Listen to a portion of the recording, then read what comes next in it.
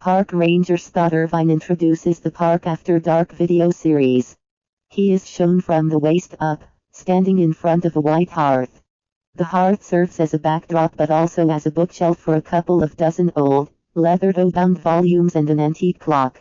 There is a framed print above the hearth, too, that is indistinguishable, except that it clearly is a black and white image. Irvine does not distinguish this setting in his talk, but it appears to be in a historic structure, from the type of creme to colored wood paneling on the walls.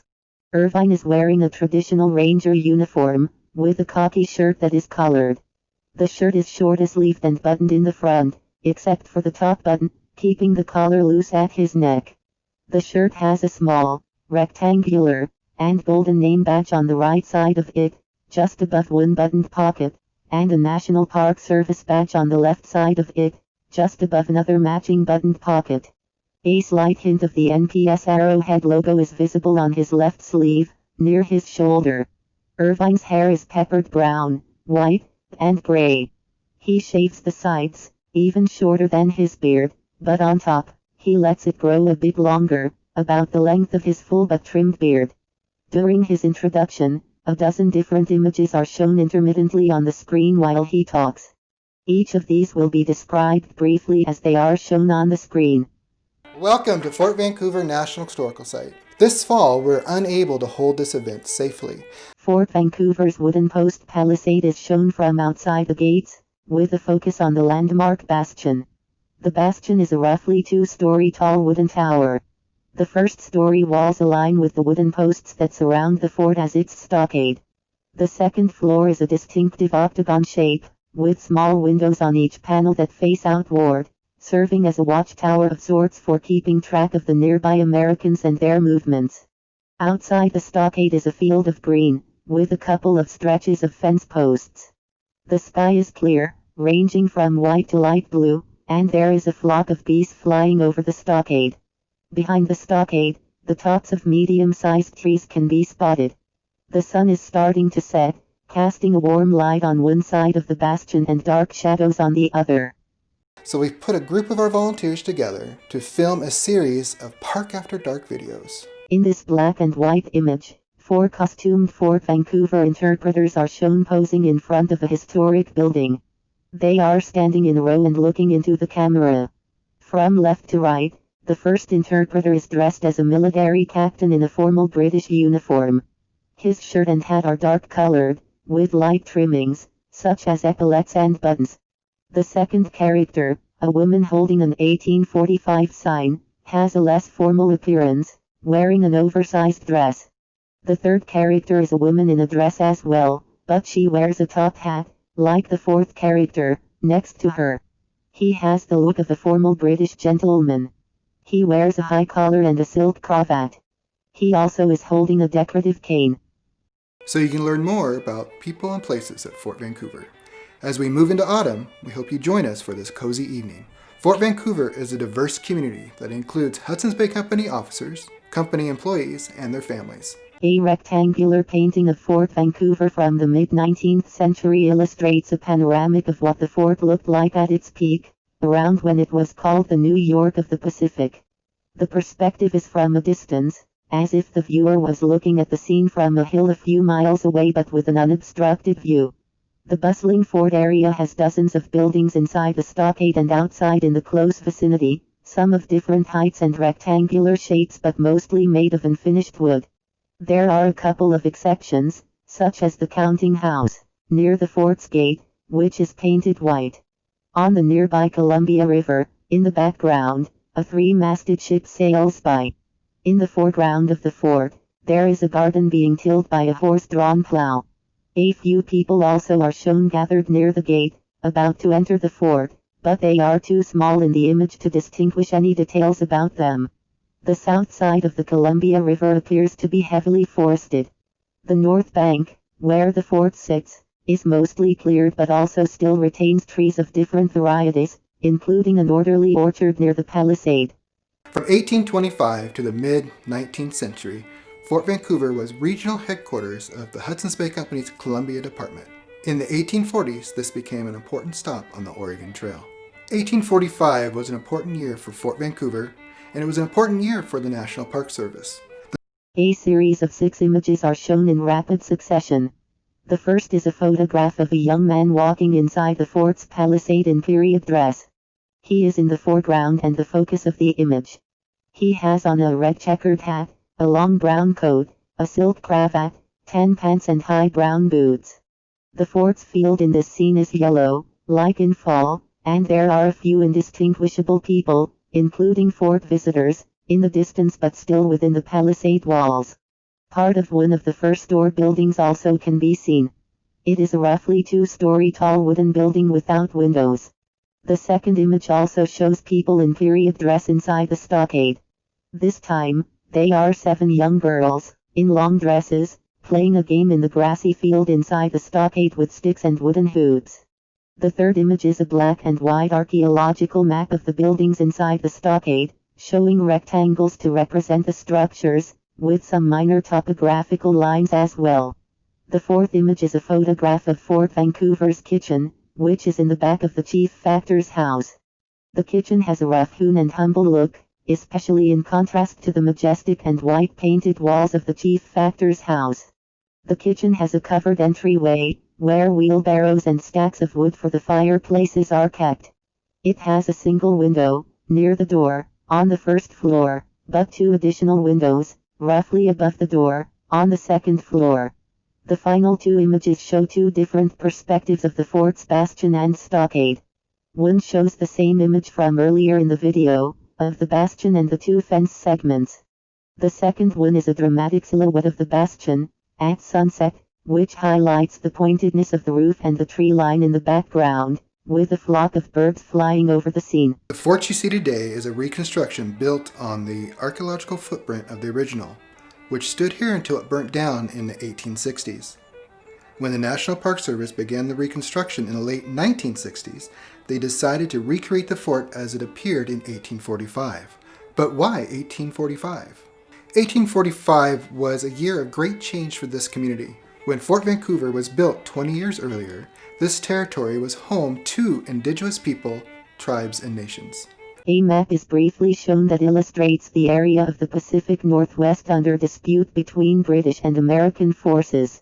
This map spans from the 54th parallel to the 42nd parallel, staking out the extreme positions of either side.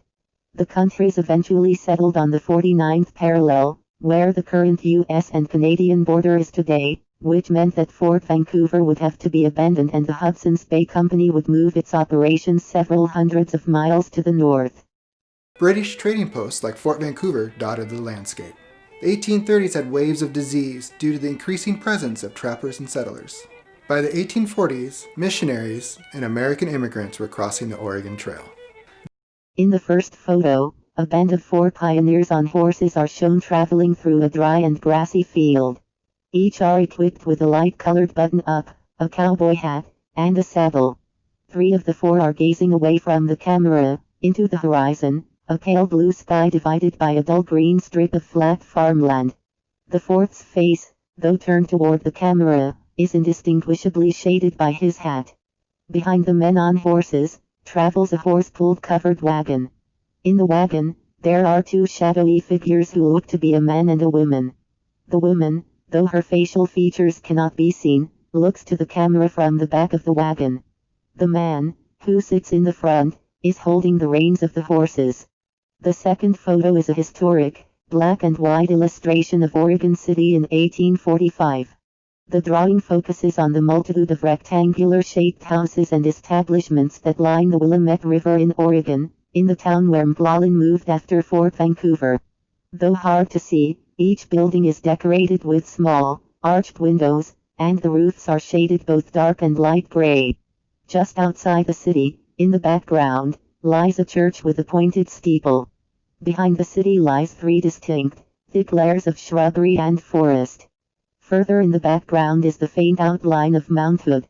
The foreground of the drawing shows the banks of the Willamette River. Across from Oregon City 4 people are standing near the water, amid a few trees and bushes. These American immigrants formed a new government south of the Columbia River and challenged the Hudson's Bay Company's influence in the Northwest. At the same time, fur demand in Europe was on a decline, and the Hudson's Bay Company focused its attention to agricultural production. This photograph shows a man in period dress holding a plow while it is pulled through a field by two brown horses. The man wears a straw hat, a long-sleeved blue shirt, long gray pants and boots. In the background is the fort's palisade, with a few rooftops and buildings visible over the top of the stockade wall. 1845 was an exciting time to be an American in the Pacific Northwest. Also a challenging time to be a Hudson's Bay Company employee. It was also a time of threat for Native American people, as their lives would change forever. This image of an encampment shows a couple of tents set up, with long sticks as support poles. The rest of the activity on this sunny day is obscured in the background under the shadows of the trees. It also shows a young girl in a 19th century blue checkered dress, ankle-length and long-sleeved, walking away from the camera. This is our first episode in the video series, Park After Dark. Today we're going to learn about the garden. The planning of the garden would have been the first requirement for the Hudson's Bay Company to establish the fort. The next portion of the video introduces the Fort Vancouver interpreter and video narrator, Nancy Funk. Dressed in her oversized blue striped shirt and white apron, Funk is framed from the waist up. Her angular face is adorned with light gray hair, rectangular glasses, and small, thick gold earrings. At her waist, attached to her apron, is a small brown patterned towel. Around her neck lies a thick chained necklace with a brown pendant. Red, white and yellow flowered bushes fill the background. Behind the flowers, the wooden walls of the fort can be seen. Pictures are shown intermittently throughout the video and will each be described briefly. Hello, welcome to Dr. McLaughlin's Garden. My name is Nancy Funk, and I'm an interpreter here at Fort Vancouver. I'm responsible for the volunteer activity for the garden and the historic kitchen. The first image, in a series of 3 back-to-back images, shows a black and white photograph of Dr. McLaughlin from the shoulders up.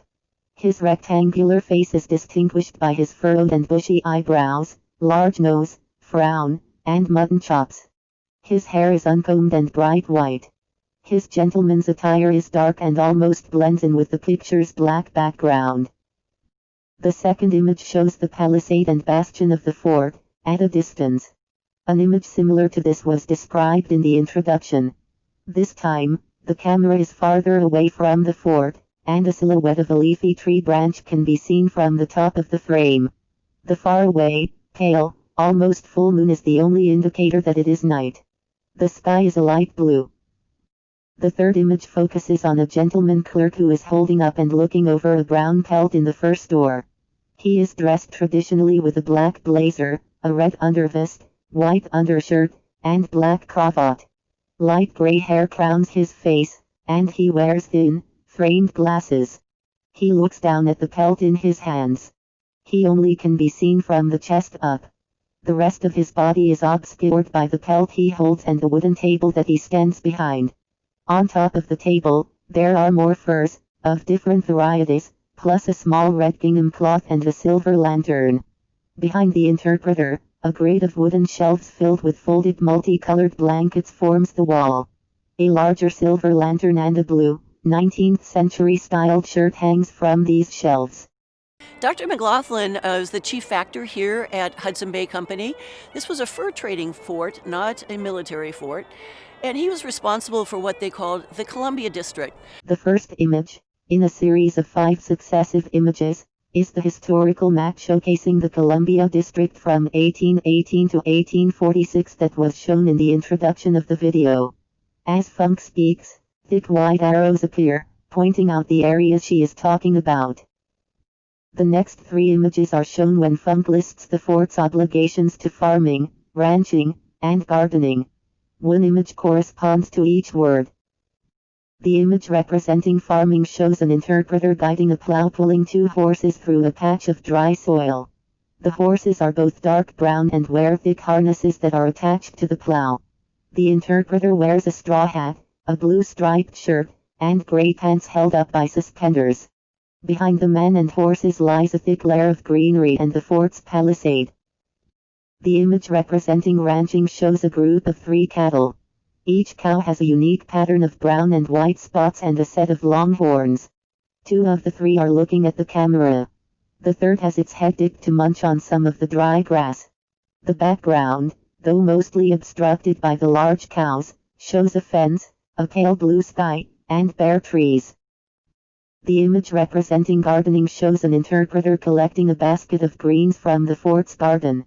The image is taken from above, so only the top of her straw hat and blue striped shirt are visible. The interpreter is located in the far corner of the picture. The rest of the image reveals a large garden with several square plots. A pathway through the middle of the garden separates each of these plots. The garden is filled with flowers, greens, and bushy plants. On both sides of the garden, there are dry grassy fields. Directly behind the garden, sits the fort's palisade, and the roof of the chief factor's house is among the tops of buildings that can be seen. The last image is the same map that was shown in the beginning of this series and the introduction. This time, it is zoomed in to display the names of the forts in the Columbia District that were counting on Fort Vancouver for supplies, such as Fort Langley, Fort Victoria, and Fort Nisqually. And the Columbia District ran from Russian Alaska to Mexican California, from the Great Salt Lake to the Sandwich Islands. And it was all run out of right here at Fort Vancouver. As of 1845, the Fort Vancouver, the fur trade was in decline, and it became more and more important for the farming, ranching, and gardening to take place because it was more important than the fur trade. Yeah, it was important for the Fort Vancouver to be self-sustaining, as they also supplied other forts in the Columbia District, and also they started in commerce with supplying the Russian American Company in Alaska with food, field products such as wheat, barley, that sort of thing. Also with the salmon that they would dry and salt that would be sent to the Sandwich Islands. During the late 1830s, they also got into the dairy business. There were 5 dairies. 3 of them were on Sauvie Island. The others were here. And it was a massive operation, the agriculture operation. It was extremely important to do seed saving in the garden. Also the preserving, such as drying, salting, pickling, was very important here, fermenting, to preserve the produce, not only the produce, but the fish and meat for the winter season. It was also used for the ships and also sold to, once again, the Russian American Company and the Sandwich Islands.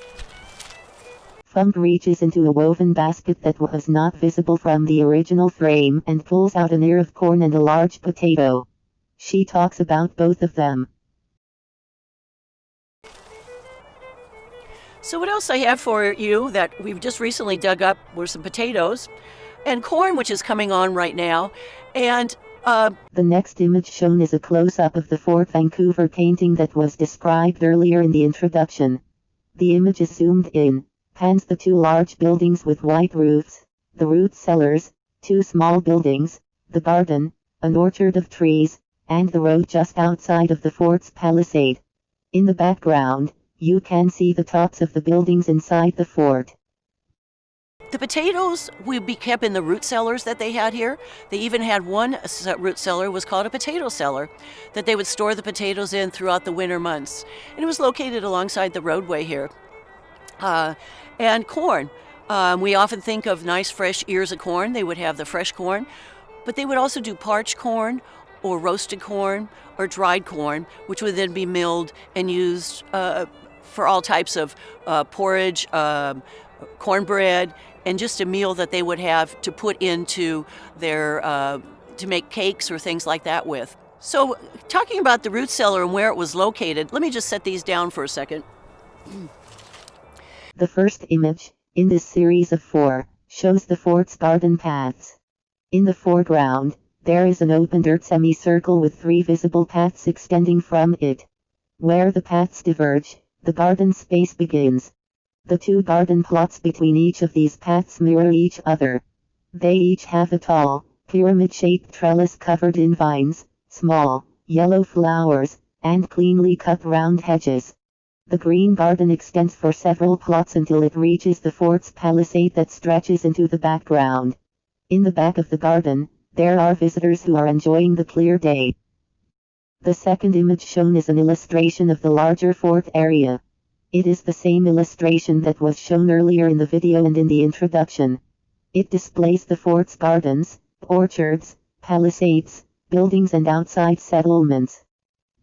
The third image, taken from an elevated viewpoint, shows a female interpreter carrying a basket of harvest items through the fort's garden. Her stiff straw hat with a wide brim casts a shadow over her braided hair in the daylight. She wears an oversized blue shirt, dark blue pants, and brown shoes. She walks in the middle pathway of the garden, surrounded by plots of vegetables, greens, small bushes and flowers. In the background, a dry grassy field, a few large trees and the fort's palisade can be seen. The fourth image shows the same part of the garden as the first image. This time, though, the picture provides an overview of the garden, from a distance, and the full open dirt circle and the pointy plants that borders it. In the foreground, there are more round hedges and a bench. On both sides of the photo, tree branches dip into the frame. The clear sky shines a bright blue. The garden today is a half-acre garden, and it's located in the wrong spot. Where the garden was on the other side of the roadway, which is 100% accurate. The garden in the 1840s was approximately 7 to 8 acres, and it ran all the way out to the orchard. Today's garden is over half an acre. It's designed in the same principles that the garden was. The paths aren't nearly as wide because the paths in the original garden were wide enough to have them bring a wagon down with water to water the garden. Our paths with garden represents exactly what they did and grew in the garden in the 1840s. Another couple interesting things that we grow in the garden is an nicotiana or tobacco. The first image, in this series of two, taken from above, focuses on a forest green tobacco plant with large heart-shaped leaves and lime green veins. The second image shows 9 bundles of tobacco leaves drying on a long wooden stick. Behind the leaves lies a wall of stacked fur bales, wrapped in leather. Dr. McLaughlin did grow it here. It was well known that they would dry the tobacco leaves and put them in between the bales of the beaver pelts when they would ship them back to England to make beaver hats. It prevented the insects from eating holes in the pelts, would make them useless when they got to England. Another interesting thing that we grow in the garden is cotton. The first image, in a series of 2 back-to-back photos, features a small cotton plant. Protruding from the top is a pale, lemon yellow, rose-like flower. The base of the plant is slightly woody and the leaves are green and curled. Behind the plant sits another similar but larger plant and brown mulch. The second image shows a cotton branch with 2 white cotton puffs extending from the top. Small green leaves surround the base of the cotton and a short green branch is sprouted from the puffs. In the heavily blurred background, the cloud-covered sun lights the branch and creates fire-like glow around the puffs. Most people have never seen cotton growing unless you live in the South or the Southwest. But we've grown it. Dr. McLaughlin grew it, and we want to stay accurate to what he grew. We've had some success. In some years we haven't, just as all farming and gardening is. The first image in this series shows the same interpreter who has been described in previous garden images. She still has her basket of greens, striped blue shirt, and straw hat. This time, though, the picture is taken from close up, so a red cloth belt wrapped around her waist can be seen. The woman is grasping a bud of the Cardune plant with her free hand. The Cardune plant, a tall, pointy-leaved bush, is scattered with light purple puffball buds. The second image focuses on a sunlit thicket of Cardune plants in full bloom. The Cardune's lavender hair-like petals protrude from the tops of their artichoke-shaped buds, and balance on medium-sized stems. Their leaves are pointy but also look soft to the touch. The third image shows a small, bright red dwarf pomegranate hanging from a thicket of equally bright leaves. The pomegranate tree's branches are vine-like and have purple undertones. The fourth image shows two black, wrinkly figs. They are hanging from an L-shaped bare branch. In the background, a blurred fence and grass field can be seen. The fifth image shows a quince. A quince is more bulbous and green but pear-like in appearance, hanging from a leafy branch. The leaves surrounding the quince are an oblong teardrop shape. The sixth image features another pathway in the fort's garden. The image shows a close-up of the pyramid trellises that were described earlier and the rest of the plants down the middle garden path. Colorful and bushy shrubs line the pathway and tall large-leafed plants can be seen throughout. A tunnel of hops, a trellis covered with an extremely bushy vine at the back of the garden, serves as an entrance for visitors. The seventh image shows a close-up of 3 hop seed cones. They are small, light green and look similar to a young pinacone. The dark green, maple-shaped leaves behind them fill the rest of the frame. The eighth image shows the same garden interpreter that was described previously, only this time she is walking through the tunnel of hops. The leafy sides of the archway fill the borders of the frame and shade the interpreter. The leaves in the farthest part of the tunnel are highlighted with sunlight. The ninth image shows a thickly sliced, round loaf of sourdough bread. Its golden color contrasts nicely with the blue gingham cloth that it rests on. A red apple, bowl of eggs, white vase, and silver cup have been placed on the table next to the bread. Some other interesting things we have on the property is Cardune, which is a thistle in the thistle family, and we would eat the stalk or the spine of the leaf and not necessarily the choke like you think of an artichoke, although they're in the same family. We also have pomegranates, dwarf pomegranates in the garden. We have fig trees in the garden with figs on them that they had. We had quinces that were very, very common in Europe in the 1800s. Most people don't know what they are. They think they're also an apple or a big pear or something like that. But we do use them and demonstrate them in the historical kitchen too. As you came through the garden today, you walked through the tunnel of hops, and the hops are just beginning to flower now, and they'll be ripening up in probably about 2 weeks. It was used in distilling and also as a leavener. We have tested it and used it to make a leavening such as sourdough, for making bread, as like a yeast, and it works very well. It kind of gives it just a tiny bit of almost a beer taste to the bread. The first image in this set of 2 is a close-up of a large cluster of round grapes still on the vine. The sunlight shining from above the grapes illuminates their dusty purple, green and yellow coloring. Yellow and green speckle the textured leaves that surround the grapes. The second image is a photograph of the grape arbor that decorates the ornate house of the chief factor. The white, railed balcony of the house is lined with a green and winding grapevine that is almost as tall as the roof. Down the balcony stairs and to the side of the house, a beautifully colored flower garden sits. Directly below the stairs, a large black and red cannon can be spotted. Behind the house, large clouds cover the normally blue sky. We have grapes that were noted to be here in front of the chief factor's house is a beautiful grape arbor, and there's photographs from the 1850s that show exactly that scenario with the flowers and the grapes in the front of the chief factor's house. They were, of course, seeded grapes at that time, but very, very tasty. As you've noticed, there's a lot of flowers in the garden. The first image in this series of 7 shows the abundance of flowers in the fort's garden.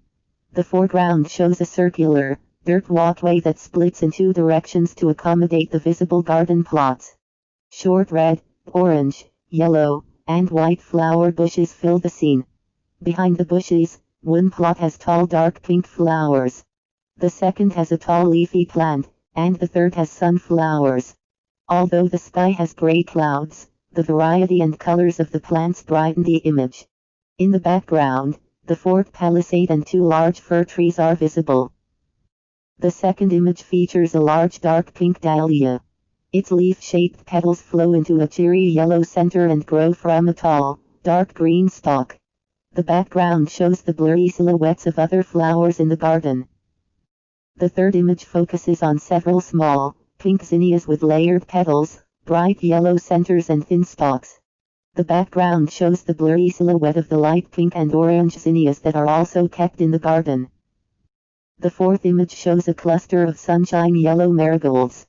The flowers' delicate and layered petals shine beautifully in the sun. The fifth image features a large pink flower with triangular-shaped petals blooming from a tall green stalk. Bell-like buds line the stalk. More plants and the shining blue sky can be seen in the background. The next two images are shown on the screen at the same time. The sixth image features a love-lies bleeding plant that has pink, seedy, tassels hanging down from a cluster of teardrop-shaped leaves. The seventh image shows a wooden fence leading to a tunnel of light pink roses. Through the tunnel, there is a brilliant blue sky and a circular courtyard. And Dr. McLaughlin did incorporate flowers into the vegetable garden. And a lot of them that you see, these beautiful dahlias, they noted that dahlias were brought from the Sandwich Islands. We have zinnias. We have all types of other flowers that in bloom right now that were in the garden, and we try to keep it as accurate as possible to what Dr. McLaughlin was growing in 1845. He was a very, very progressive agriculturalist and did a lot of things that we do in the garden today with rotation of crops, using natural fertilizers and that sort of thing. The first image in this series of 4 shows a large limb of an apple tree. The tree's bushy branches stick out in all directions and bear a large amount of ripening green and red apples. The sun shines brightly on the small, light green leaves. A small patch of grass, the fort's palisade and a pale sky are revealed in the background. The second image is a close-up of a curling, heart-shaped, dark green leaf from an apple tree. Blurred in the background are more leaves, 2 mostly red apples, and a light blue sky. The third image again features an apple tree limb sprouting from the corner of the frame. This time, the branch is heavily shadowed. The background is lit brightly and shows a grassy field, a fenced historic house, and a thick forest of trees. The fourth image is a black and white illustration of Fort Vancouver at its agricultural apex. The foreground shows a forked road that leads to the bustling settlement of small and large buildings, orchards, gardens and other agricultural endeavors. A horse-drawn carriage is heading to the fort from one of the forks, and silhouettes of people can be seen along the side of the road. In the background, there is a large body of water which is the Columbia River, extensive hills, tall trees, and a snow-peaked mountain, which is Mount Hood. The sky is shaded by a large, pillowy cloud. The orchard was very important here.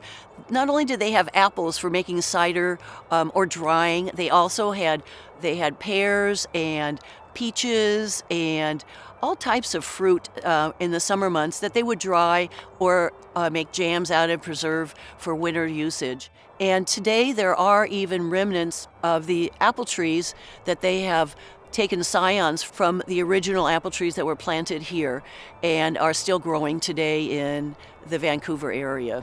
By the 1830s, they had more than 700 head of cattle, more than 400 pigs. So you can imagine how much they would have had in the 1845 era, which was becoming the decline of the fur trade. The furs were harder and harder to get. Things were changing in England. So it was very fortunate that they had such a huge farm, ranching, and garden process here at Fort Vancouver to maintain the whole operation. It was self-sustaining, but also profitable for the fort and Dr. McLaughlin. Well, I've dallied here quite long enough. I need to get these vegetables into the kitchen so they can prepare the meals for Dr. McLaughlin and his guests. So I'm going to take these in now.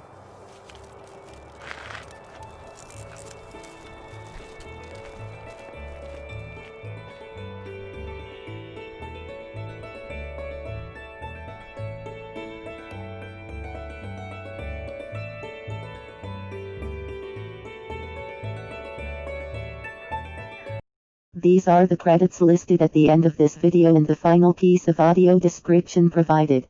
National Park Service at Fort Vancouver National Historic Site. Presence Park After Dark. An interpretive video series. Producer. Teresa E. Langford, Cultural Resources Program Manager. National Park Service at Fort Vancouver National Historic Site. Associate Producer. Scott Irvine Park Guide. National Park Service at Fort Vancouver National Historic Site. Distribution Coordinator. Megan Huff Curator. National Park Service at Fort Vancouver National Historic Site. Research. Eva Aribulo. SPU Coordinator. National Park Service at Fort Vancouver National Historic Site. Editor Forward Update Videographer. Mark Dodd. Me and the Magman Productions. Interpreters. Reggie Coates. Magdala Mata. Nancy Funk. Sabrina Hansen. Samantha Hansen. Bob Prince. Jeremy Schaefer. Parker Schaefer. Media Contributors. A. Atwood, Victor Dallins, Doug Fisher.